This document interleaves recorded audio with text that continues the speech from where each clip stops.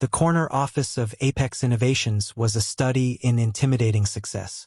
Glass walls offered a dizzying view of downtown Seattle, and the custom oak desk was perpetually clear, reflecting the precise, unforgiving nature of its owner, Alexander "Alex" Vance. Alex was 42, a self-made tech mogul whose intensity was legendary. He valued efficiency, ruthlessness, and above all else, loyalty. In his world, loyalty was not earned through kindness. It was proven under pressure. For the last 3 years, his executive assistant had been a woman named Clara Hayes. Clara was the perfect definition of a shy maid, quiet, almost self-effacing, dressed in conservative blazers that swallowed her slight frame. She was incredibly efficient, anticipating Alex's needs before he even voiced them. She managed his chaotic schedule, booked his flights, and never once asked for a raise or an acknowledgement of the impossible hours she kept. Alex trusted her implicitly with his schedule, but not with his business. He had watched too many people fail the final test, the one where their personal interests clashed with the company's well-being. And Alex, constantly battling to keep his cutting-edge company secure from poaching rivals, was ready to administer that test to Clara. He had decided her quiet nature was either proof of impeccable dedication or a mask for hidden ambition. He needed to know which. The plan was cruel in its simplicity. Alex fabricated a major corporate crisis. He spent a weekend planting fake, highly sensitive documents across his office network. These documents suggested that Apex Innovations was on the verge of being acquired by their ruthless competitor, Zenith Corporation.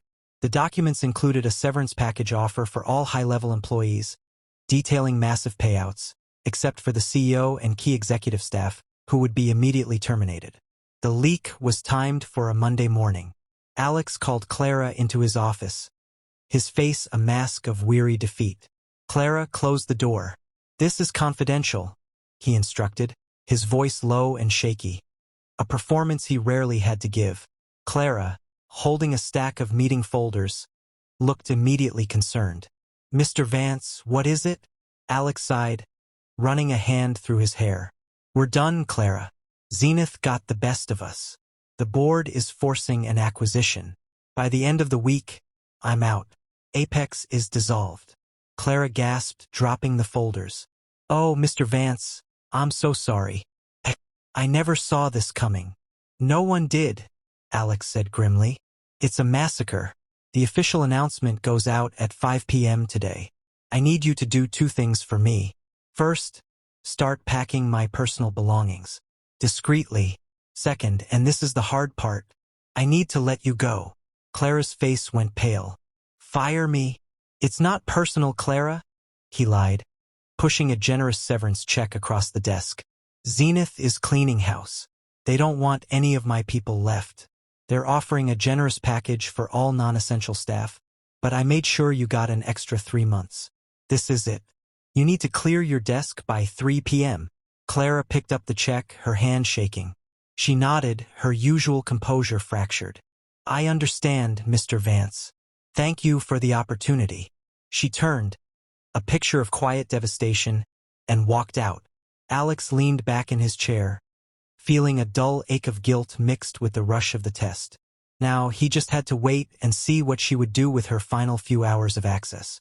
His suspicion focused on a single file, the master client list, locked in a heavy-duty safe. If Clara was truly ambitious, a rival company would pay millions for that list. Her final 2 hours would be the perfect window to copy it, delete logs, and secure a life-changing payout before the news broke. Alex had disabled the security camera in his office but installed a tiny, high-definition camera inside the office alarm clock, pointed directly at the safe. He connected his laptop to the feed, watching her through the glass wall. He watched Clara slowly pack her small collection of personal items, a framed picture of a small dog, a worn leather journal, and a single, chipped coffee mug. She didn't look angry or vengeful, only heartbroken. As the clock ticked past 2 p.m., Alex's stomach tightened. This was the moment. She would make her move now. Clara finished packing her box. She put on her coat, picked up her purse, and walked over to the safe. Alex leaned forward, his eyes glued to the screen, anticipating the click of the dial, the flash drive. Instead, Clara knelt down. She pulled a small, laminated card from her wallet. It wasn't a security badge. It was a cartoon drawing of a puppy. She taped the card to the steel door of the safe.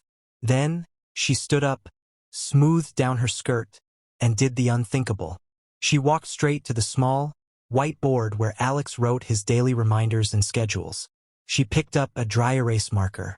On the board, where Alex usually wrote 10 a.m., board meeting, or 2 p.m., Zenith call, Clara wrote 3 short phrases in her neat, precise handwriting. Don't forget the dog food vet appointment Tuesday. Call Mom back. It's her birthday. Zenith is not worth the stress, Alex. Be well. She paused, wiping a single, swift tear from her cheek before turning and walking silently out of the office, leaving the master client list untouched. Alex watched the door close. The video screen still showed the tiny puppy taped to the safe. He didn't move for 10 minutes. The sophisticated, multi-million-dollar test had failed to produce a traitor, but it had revealed something far more unsettling. A genuine human being. The puppy sticker was the picture of his late golden retriever, Max, whom Clara had never met, but whose portrait he kept hidden in his wallet. A year ago, Alex had been devastated when Max had died, and had mentioned his vet appointment once, nearly missing the anniversary. Clara had silently rearranged his calendar, covered the appointment, and never mentioned it again. She didn't steal the client list. She left him a reminder to live. The cold, ruthless armor Alex had cultivated over 2 decades shattered. He stood up, knocking his chair over, and rushed into the outer office. Clara's desk was eerily clean. Her coat was gone. He looked at the check he had given her. It was still lying untouched on her now empty desk. She hadn't even taken the severance. He rushed down the hall, taking the stairs 2 at a time, ignoring the looks from other employees. He burst through the main lobby doors just as Clara was walking toward the street, her box of belongings tucked under her arm. "Clara! Wait!" Alex shouted. Clara stopped and turned, looking bewildered. He jogged up to her, breathless. "The severance, you left the check." Clara gave a sad, small smile. "Keep it, Mr. Vance. You'll need it to start over. And don't worry about your belongings. I'll make sure your mom gets her birthday flowers." The sheer depth of her compassion, even when she believed he was ruined, was too much. Alex felt a sudden, hot sting behind his eyes.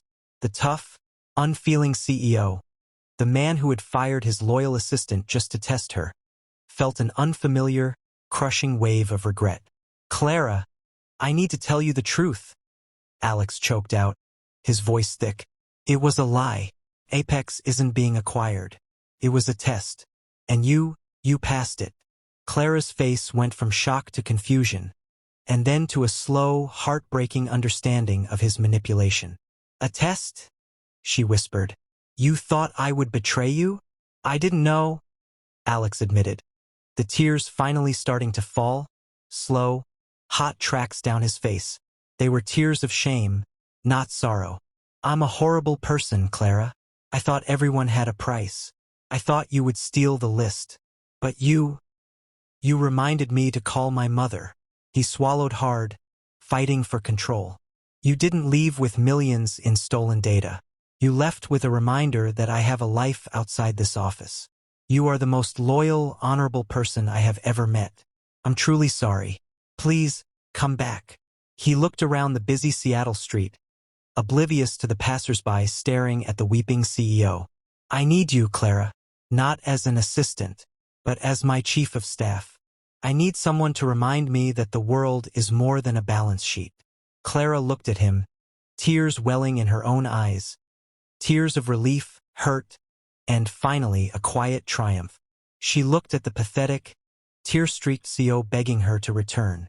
"Mr. Vance," she said, her voice firm, no longer shy, "I will come back, but only under one condition. That you start acting like the man I know you can be, and that you call your mother. Now." Alex pulled out his phone, his hands still shaking. He nodded, unable to speak, and dialed the number. The shy maid returned to Apex Innovations, not as an assistant, but as the company's moral compass, her worth finally recognized. And the CEO learned that the true measure of loyalty isn't what people won't steal from you, but the simple, priceless reminders of who you are beneath the suit.